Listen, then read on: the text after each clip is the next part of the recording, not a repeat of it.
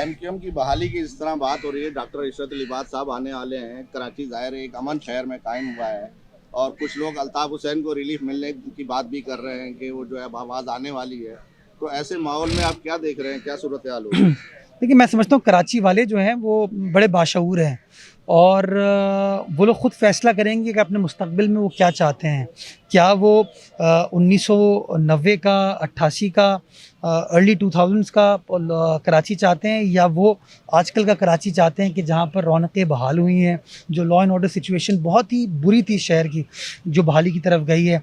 क्या वो ये अच्छा कराची चाहते हैं, या जो माजी की तबाही थी उसको चाहते हैं? तो मैं फ़ैसला कराची वालों के ऊपर छोड़ता हूँ और मैं समझता हूँ कराची वालों को अपने हिसाब से फ़ैसला करना चाहिए कि कौन उनके पर्पस को बेहतरीन अंदाज से, एहसन अंदाज से सर्व करेगा। मुशर्रफ साहब, जिस तरह आईएमएफ पे जो है वफाकी हुकूमत चल रही है, इसी तरह जो है सूबाई हुकूमत वर्ल्ड बैंक पे चल रही है। जितने आपके प्रोजेक्ट हैं वो सारे वर्ल्ड बैंक के साथ हैं और वर्ल्ड बैंक के तहफ़्फ़ुज़ात हैं बहुत से प्रोजेक्ट्स पे।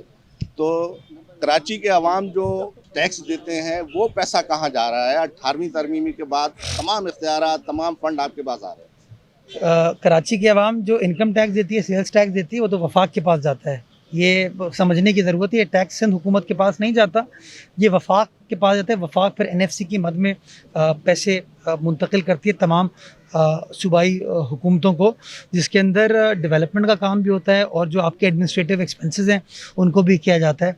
सबसे बड़ा इशू जिस तरह केएमसी की अगर आप बात कर लें, कराची के बाकी बल्दियाती इदारों की बात कर लें, या ओवरऑल सिंध हुकूमत की बात कर लें, इस वक्त सबसे बड़ा चैलेंज ये है कि तकरीबन 52 अरब रुपए सिंध हुकूमत का हर महीने तनख्वाहों और पेंशन की मद में खर्च होता है। तो नेचुरली इतना बड़ा अमाउंट है जिसके से डेवलपमेंट का आपका पोर्टफोलियो जो है वो कर्टेल होता है। तो उस डेवलपमेंट के पोर्टफोलियो को इन्फोर्स करने के लिए सिंध हुकूमत अपने फ़ंड्स को भी इस्तेमाल करती है और फ़ंड्स को इस्तेमाल करने के साथ साथ वो पब्लिक प्राइवेट पार्टनरशिप इनिशिएटिव भी ले रही है, वर्ल्ड बैंक से भी बात करती है, एशियन डेवलपमेंट बैंक से भी बात करती है। मैं समझता हूँ कर्ज़ लेना कोई बुरी बात नहीं है। असल इम्पॉर्टेंट चीज़ ये कि उस कर्ज़ का सही तरीके से इस्तेमाल होता है कि नहीं होता, आवाम की फ़लाह बहबूद के लिए उसका इस्तेमाल होता है कि नहीं होता। तो हम जो कर्ज़ लेते हैं वो प्रोजेक्ट ओरिएंटेड ले रहे हैं, कोई ब्लॉक एलोकेशन वर्ल्ड बैंक से नहीं है। हम उनके सामने प्रोजेक्ट फ्लोट करते हैं कि हम ये काम करना चाहते हैं और उसके लिए वो फंडिंग देते हैं, जिसके बाद हम उस कर्ज़ की अदायगी भी करते हैं। उसके अंदर कोई ऐसा इशू नहीं है। नया बल्दियाती निज़ाम आ रहा है, तो उस बल्दियाती निज़ाम में डीएमसीज ख़त्म करके टाउन्स लाए जा रहे हैं, जो तरामीम की जा रही हैं, अवामी मफाद के कौन से ऐसे जो है तब्दीलियाँ लाई जा रही हैं? अच्छा, इसमें कोई हतमी फ़ैसला नहीं हुआ कि टाउन सिस्टम को बहाल किया जा रहा है या नहीं किया जा रहा, बट हाँ, ये ज़ेर गौर, ज़ेर बहस बिल्कुल है।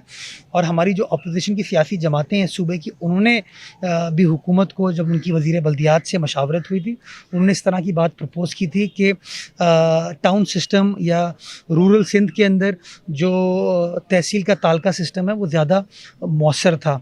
तो ये चीज़ ज़ेर गौर है, ज़ेर बहस है, लेकिन टाइम की कमी है इस वक्त। एक बड़ा इशू हमारे लिए ये है, हम जेन्युइनली चाहते हैं कि फरवरी मार्च तक ये इलेक्शन करा दिए जाएं, और अगर हम इस डिस्ट्रिक्ट सिस्टम को ख़त्म करके अगर टाउन सिस्टम को बहाल करेंगे तो एक इशू ये होगा कि हल्का बंदियों को असर नौ करना पड़ेगा, और अगर असर नौ हल्का बंदियों का प्रोसेस स्टार्ट होगा तो फिर मैं ये समझता हूँ कि ये प्रोसेस फरवरी तक कंप्लीट नहीं हो पाएगा, बिकॉज हल्का बंदी टाइम लेती हैं।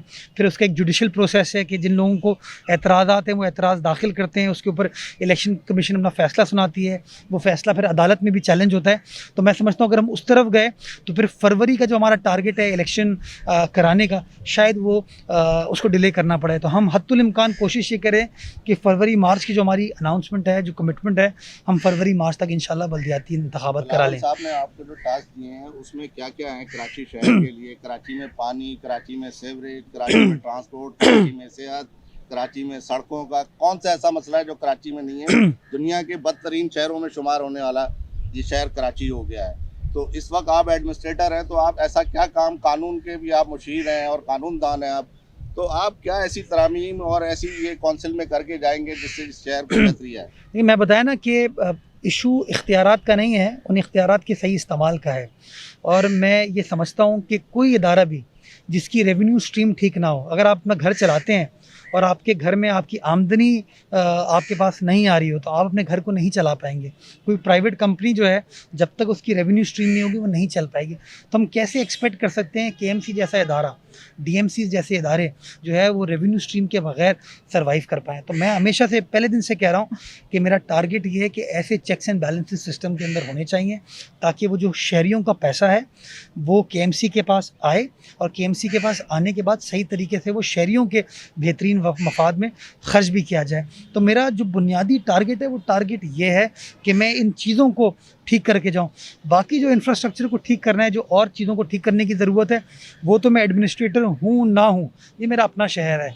मुझे जो कुछ भी शहर की बेहतरी के लिए करना पड़ा इंशाल्लाह मैंने माजी में भी किया है, आज भी कर रहा हूँ और मुस्तकबिल में भी करूँगा।